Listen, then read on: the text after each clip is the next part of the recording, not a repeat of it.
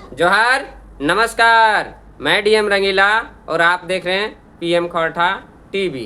पिछले एक महीना से झारखंड का माहौल गर्म है। कभी क्रिश्चियन और नॉन क्रिश्चियन के बीच विवाद, तो कभी कुर्मी समाज और आदिवासी समाज के बीच विवाद चल रहा है। अभी झारखंड में ये विवाद क्यों हो रहा है, कौन लोग हैं जो इस विवाद को खड़ा कर रहे हैं, सब कुछ जानेंगे इस वीडियो में। तो वीडियो को अंत तक देखिएगा, तभी समझ में आएगा। तो कुर्मी समाज पिछले 75 साल से संवैधानिक तरीके से अपने मांग को सरकार के पास रख रहा है और मांग भी रहा है, लेकिन ये गूंगी बहरी सरकार कुर्मी समाज के मांग को अनसुना कर रही है। अब क्या हुआ, हर चीज़ की एक सीमा होता है, हर चीज़ का एक हद होता है। तो कुर्मियों का अब ये सब्र का बांध टूट चुका है और कुर्मियों ने ऐलान कर दिया कि अब आर पार की लड़ाई लड़ेंगे। और पिछले 3-4 साल से कुर्मी समाज के द्वारा रेल टेका डहर छेका कार्यक्रम किया जा रहा है। अब सवाल उठता है कि जब ये आंदोलन 75 साल से चल रहा है और आदिवासी समाज ने कभी भी इस आंदोलन का विरोध नहीं किया था, कुर्मियों का विरोध नहीं किया था, तो फिर आज ये विरोध क्यों, आज ये विवाद क्यों? तो इसको भी हम लोग वीडियो में जानेंगे, तो वीडियो में बने रहिए।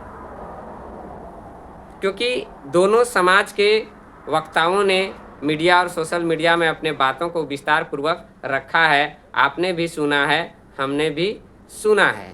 तो सभी वक्ताओं, बुद्धिजीवियों को सुनने के बाद, देखने के बाद जो मेरी समझ बनी है, उसी को हम आप सबके साथ शेयर कर रहे हैं। तो वीडियो में बने रहिए। एक महीना पहले आप लोगों ने देखा होगा कि जब सरना और ईसाई के बीच सरना झंडा को लेकर के विवाद हुआ, उस विवाद में दो चेहरे सामने आए, अजय तिर्की और निशा भगत, और दोनों में हॉट टॉक हुआ था।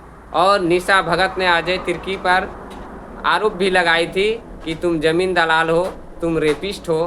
बदले में अजय तिर्की ने भी निशा भगत पर आरोप लगाया था कि वो फोटो मीडिया में दिखाया था दारू बीड़ी गांजा वाला, और बताया था कि ये बहुत भद्दी औरत है, गंदी औरत है, दुनिया में जितने कुकर्म हैं सारे कुकर्म करके ये बैठी है। अभी ये विवाद ख़त्म भी नहीं हुआ था। क्रिश्चियन और नॉन क्रिश्चियन के बीच जो सरना झंडा को लेकर के विवाद चल रहा था, ये मामला अभी शांत भी नहीं हुआ था। तभी निशा भगत ने कुर्मियों को लेकर एक विवादित बयान दे दी। फिर क्या था कि पूरे झारखंड में का माहौल गर्म हो गया। निशा भगत ने क्या बयान दिया कि कुर्मी कभी आदिवासी नहीं हो सकता है, आदिवासी बना नहीं जाता है, बल्कि आदिवासी पैदा होते हैं।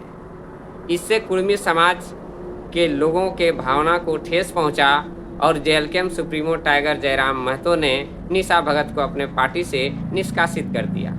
निष्कासन सुनते ही, निष्कासन पत्र को देखते ही निशा भगत गुस्से से लाल पीला हो गई, आग बबूला हो गई और जयराम महतो पर वो हमलावर हो गई और जयराम महतो के खिलाफ अनाप शनाप बकना शुरू की। अपने तो खुद बक रही थी, साथ ही अपने समाज को वो जोड़ी और समाज के द्वारा भी जयराम महतो के खिलाफ वो भड़काई, कुर्मी समाज के खिलाफ भड़काई, और लोग अनाप शनाप ऐसा ऐसा गाली देने लगे जो हम लोग बता नहीं सकते हैं। आप लोगों ने वो सब वीडियो देखा होगा।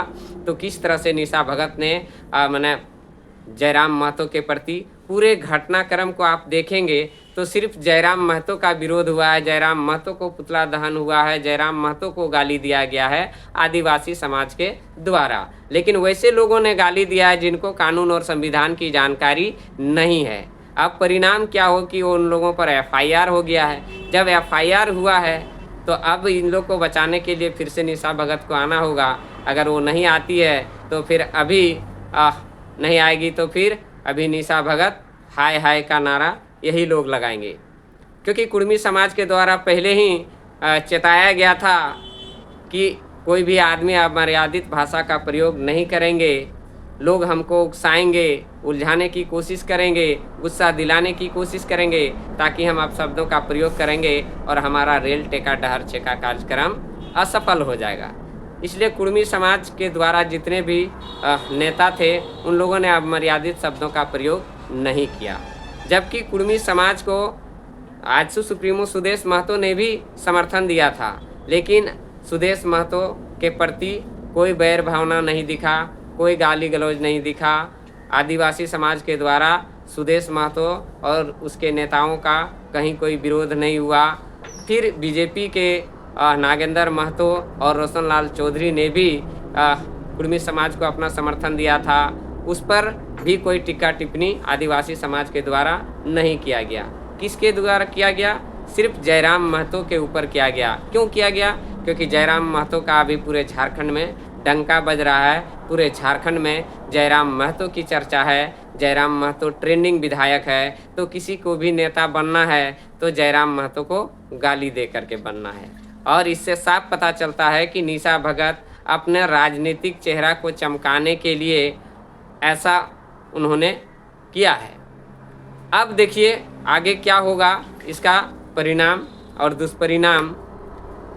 क्योंकि आदिवासी जो नेता हैं, अभी हमारे झारखंड के मुखिया जो हैं वो हेमंत सोरेन का इस मुद्दे पर कोई बयान ना आना, हेमंत सोरेन का चुप रहना, इसको आप लोग किस रूप में समझते हैं? क्योंकि आदिवासी के जितने भी मंत्री विधायक नेता हैं उन्होंने इस पर कुछ नहीं कहा।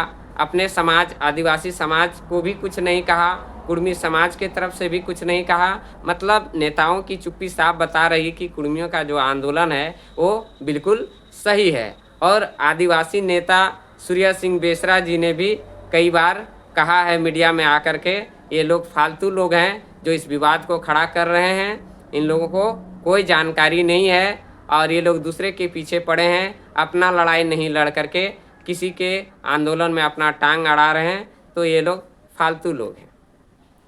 सूर्य सिंह बेसरा अनुभवी नेता हैं, लड़ाकू हैं, भिड़ाकू हैं, राइटर हैं, फाइटर हैं, संविधान के जानकार हैं।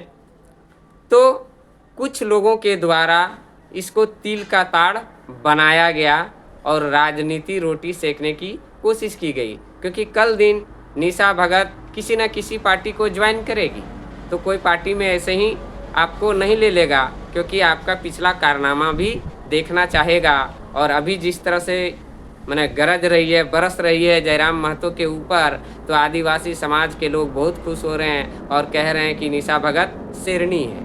अब ये शेरनी कैसे हो गई? जयराम महतो को लोग कहता है ये टाइगर कैसे हो गया, तो अब ये शेरनी कैसे हो गई? गजब, मानना पड़ेगा।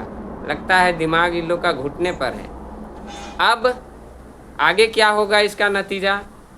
क्योंकि कुर्मी समाज के जितने भी नेता हैं वो तो अपनी मांग के लिए लगातार संघर्ष कर रहे हैं।